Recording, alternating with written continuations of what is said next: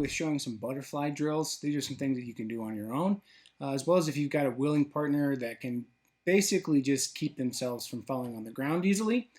We can drill this with a willing partner as well, even if they don't know the basics of Jiu-Jitsu. First, we're going to start with some of these solo drills, and these are actually quite important. A lot of the power of the butterfly guard comes from setting the tempo. In other words, keeping your opponent on the reaction, and you are setting the action. That's what we're looking for when we have a good butterfly guard. In general, the butterfly guard is not actually a good guard. Well, what I mean by that is that you don't have a lot of direct control with just your legs, such as you would in a closed guard. In butterfly guard, again, the power of it comes from being able to set the pace or the tempo and getting your opponent to constantly be reacting to your actions. So one of the first things that we want to learn to master with the butterfly guard is the back and forth action to the left and to the right, hitting different types of butterfly sweeps. As our opponent is reacting, they might be posting a leg or an arm or shifting their weight back in order to keep you from rooting them up. I'll demonstrate that here in just a second, but here's a great warm-up drill to sort of get used to the idea of going back and forth, because we do have to have good butterfly sweeps to both directions in order to be able to get the kind of reactions that we're looking at from our opponent. So one of the first things we're going to do, of course, is we're going to keep our feet planted in the middle. Now, when you go for certain butterfly sweeps, a lot of times you're going to end up bringing one foot back as sort of a planting foot, but we're going to have this as our center. So we're going to start with both feet in the center. We're going to have our butt back. Our posture is sort of forward here. Shoulders are kind of forward. We don't want to be easily pushed back. That's the main point of this kind of posture. And I'll show you from the side here. Basically, this is just kind of what we're looking at here. And it's an exaggerated forward posture. Now, from here, we're going to go from the right to the left, or my right to my left, your opposite for you. And what we're looking for here, generally a lot of people shooting for their sweeps are weaker to this side or to their right side and a little bit stronger to their left side or to this side. That's not always true, obviously depending on whether you're ambidextrous, left-handed, right-handed, or things of that nature.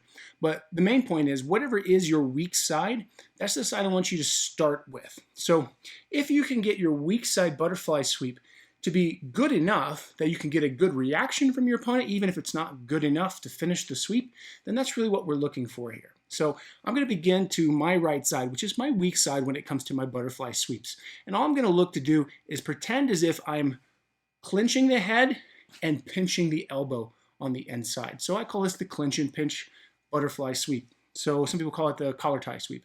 But I like clinch and pinch because they rhyme and they sound cool. All right, so we're going to do clinch over the neck, pinch, and we're looking to bring them sort of sideways as we go towards the direction that we want to sweep them in. And all I'm going to look to do is post off this bottom leg and then lift up with this leg here. Once I come back here, I've got a strong base on my shoulder. I'm anticipating some kind of reaction from here, in which case I'm going to swap my hands, come back, plant this foot, and go the other way. Again, clinch and pinch. Here, boom, clinch and pinch, up and back to center. We can begin working with that, rotating backwards and forwards a few times just to get used to the idea of going sideways, not pulling a partner's weight on top of us, which is kind of a no-no with the butterfly sweep. Also coming back to center. As I show you with my partner here in a moment, we don't actually want to be perfectly center when we shoot for the butterfly sweep. We want what I call a centerline advantage, which is going to have you slightly off kilter, but still pointing at their spine. We'll show you that here in just a moment. But let's work on this drill first. Again, feet starting center, shoulders are forward, butt is back. We don't want to be pushed over easily or pushed backwards easily. And again, clinch, pinch, reach, and up. Right off the shoulder blade, clinch, pinch, reach, and up. And that's the kind of reaction that we're looking for. In a live combat situation, we're going to go a lot faster than that, but learning and getting comfortable with that motion is going to be the precursor to having this good action-reaction butterfly guard. Okay, so picking up here, let's see.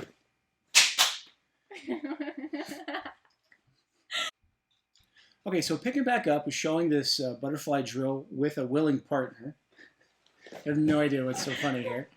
I'm going to show you just sort of live what the reactions might look like. Again, they might want to post their leg, they might want to post their hand, they might want to sit their weight back.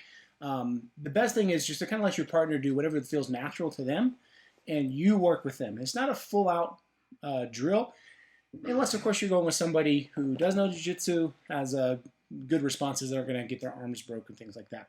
But I just want to demonstrate this again. I'm going to be going to my right first and then to my left looking to finish the sweep. And I'm going to show you a little bit what that might look like with a partner. So here we're going to start again. I got both feet square in the center.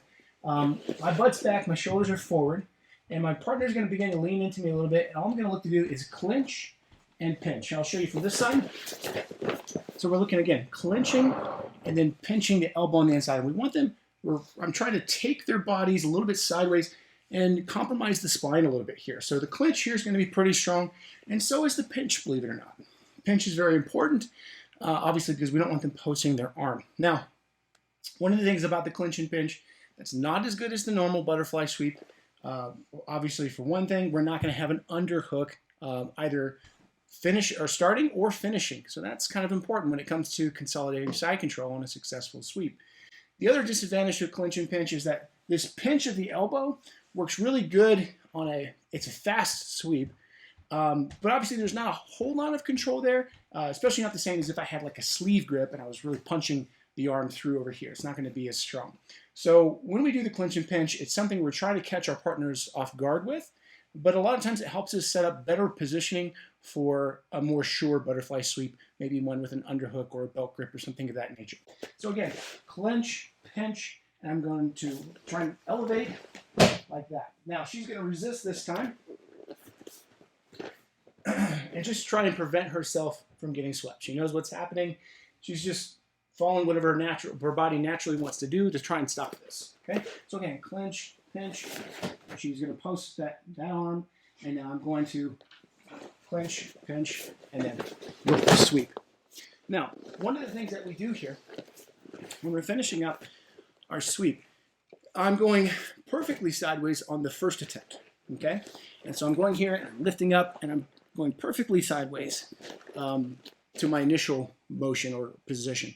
But as I'm looking to finish, a lot of times what I end up doing is I'm not really taking them perfectly sideways on the finishing side of the sweep. I'm actually taking them back, almost like 45 degrees over my shoulder.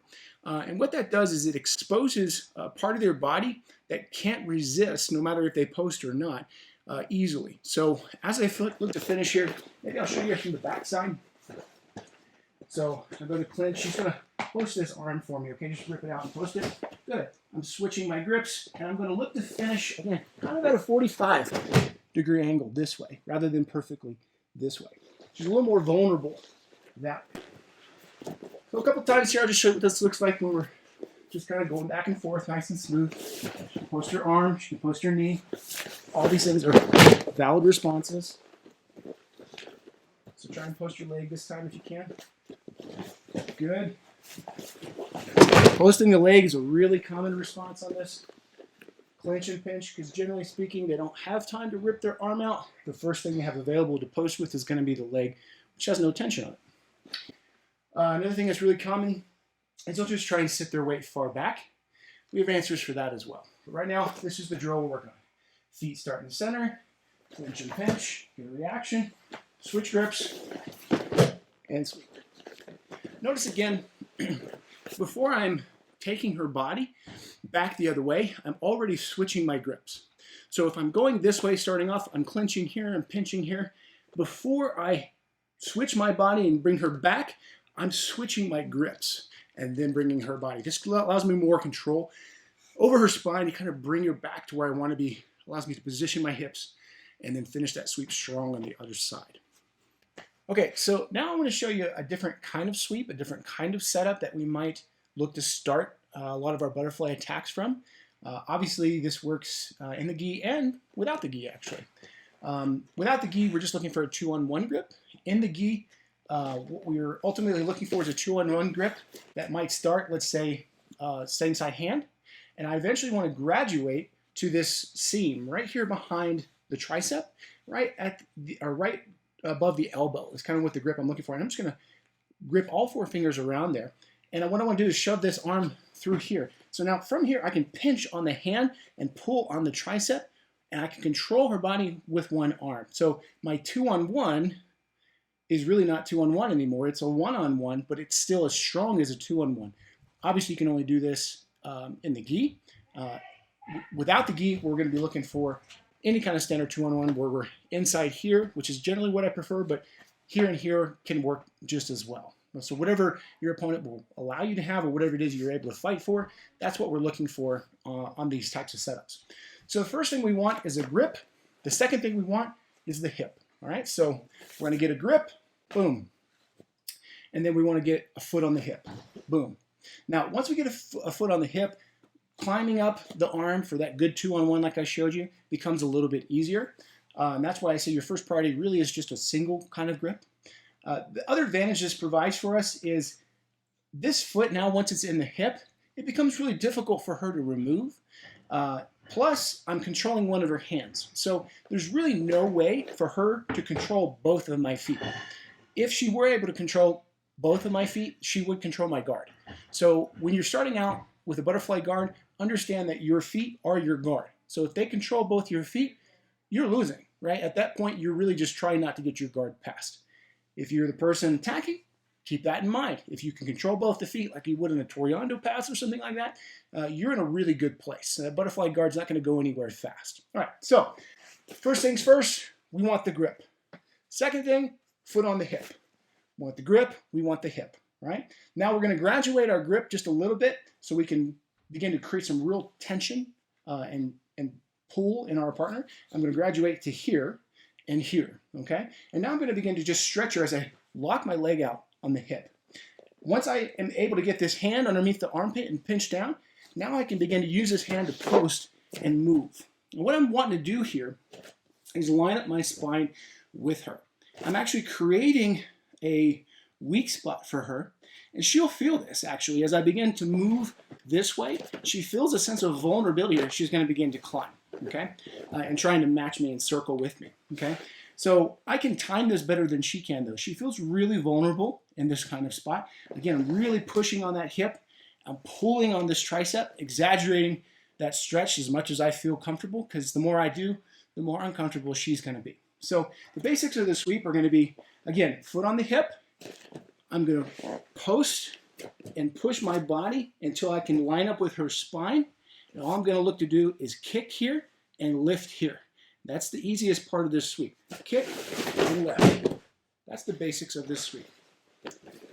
Now, we can incorporate more traditional butterfly hooks and sweeps as part of this too, depending on how aggressive she tries to follow me. Again, you will feel vulnerable as the person being stretched out, and you'll feel that vulnerability towards the side that I'm opening up.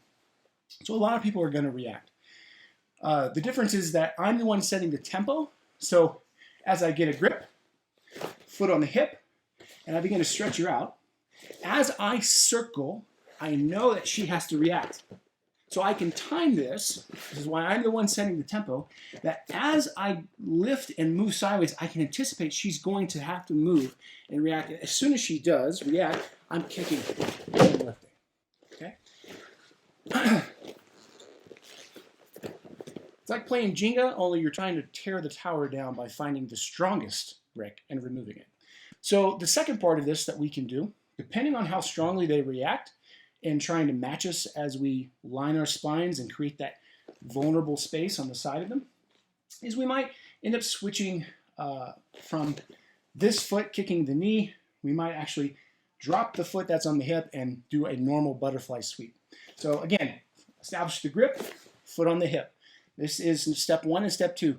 Once I'm here, I'm stretching and I'm climbing and trying to graduate this 2-on-1 grip to this nice pinch grip where I've got the seam right behind the tricep. Really stretching her out, and I use this hand now to post and move around. Now, depending on what she does, she might aggressively come back this way, and I don't mind. Go ahead. I don't mind any of that. So come back around this way. At any point in time that she's moving in this direction, all I have to do is kick at the knee and then lift on this tricep. I can drop the foot off the hip and even go for a butterfly finish as well. So any of these things will be valid ways of finishing the sweep at this point. So I pull, line my spine, she moves, I come back.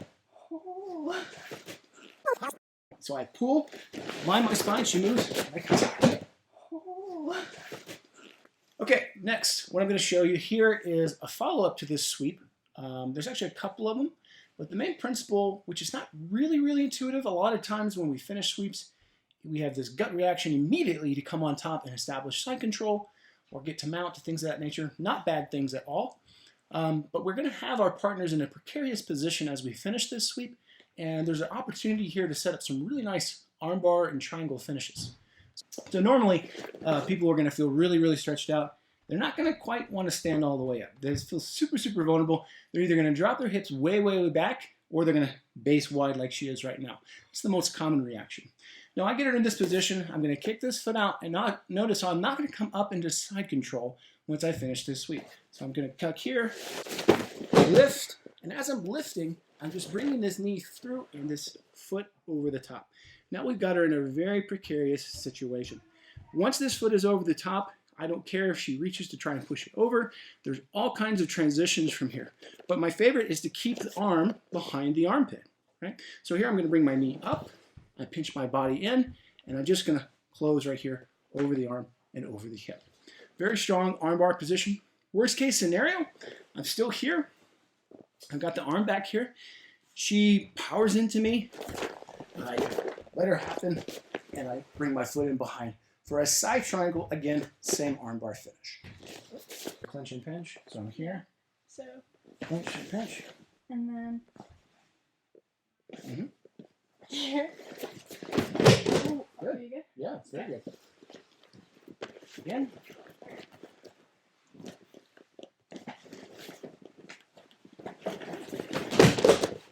Good. Okay.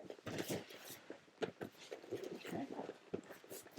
I'll push my leg this time, and I want to see if you can go a little bit faster. Okay. But still good technique. Right. Good. We go here. Remind me of which arm is You where? want to start same side? Yeah. Okay. And you may even start where I grab the grip, you sweep on the outside, grab that grip. Now, reach deep. Yep. Get on the hip, pull me tight. Stretch me, make me uncomfortable. Okay. Good. Now, hide this hand underneath the armpit. And pinch it down. There we go. Good. Now, you can post with that hand and get square with it. Oh, yeah. Yep. Okay. Now, situate your hips a little more sideways. There we go. You can kick out that strong leg. Nice. Very good. And lifting up high on that tricep. All right. One more time. All right. So we're here. Grab a grip. Circle on the outside. So what? You're going to circle inside to the outside. Okay. Okay. And then graduate that grip. Foot on the hip. Nice. Stretch. Now hide this arm. Good. Kick that leg. Oh, wait. It's all right. So, here. Boom. Wait, what am I missing? You're not locking this leg out. And your hips are too square. You need to get up on your side a little bit. Okay. Okay? All right. So, here. Mm-hmm. Here. Yeah, that's much better. Oh, yeah. Much better. Oh, yeah. That's Oh, yeah. Oh. Good. That's what it was. Yeah. Okay. Yeah, looking good.